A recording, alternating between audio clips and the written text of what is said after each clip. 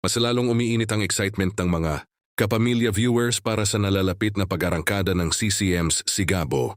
Matapos makumpirmang sumabak na ngayong araw sa taping ang mga veteranong artista na sina Mr. Edu Manzano at Miss Carmi Martin.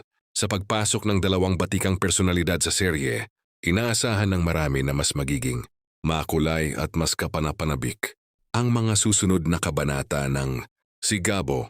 Kilala si Edu Manzano bilang isa sa mga pinakaginagalang na aktor sa industriya na nagbigay buhay sa maraming hindi malilimutang karakter sa telebisyon at pelikula. Hindi rin matatawaran ang husay ni Carmi Martin na ilang dekada nang nagbibigay ng saya at inspirasyon sa mga manonood. Yung niyang presensya sa serye ay naasahang magdadagdag ng lalim at kakaibang kulay sa kwento. Patuloy ang ginagawang taping ng buong cast upang matiyak na maihahatid nila ang isang dekalidad na programa para sa mga manonood.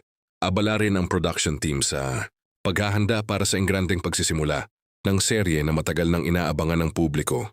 Bukod kina Coco Martin at Julia Montes, patuloy pang nadaragdagan ng mga mahuhusay na artista ang powerhouse cast ng Sigabo, dahilan upang mas lalong tumaas ang pananabik ng mga tagahanga.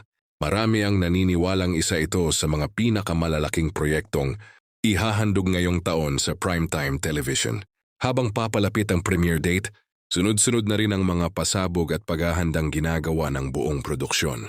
Mula sa mga bagong karakter hanggang sa mga matitinding eksena, inaasahang maghahatid ang Sigabo ng kakaibang timpla ng aksyon, drama, at mga kwentong malapit sa puso ng mga Pilipino.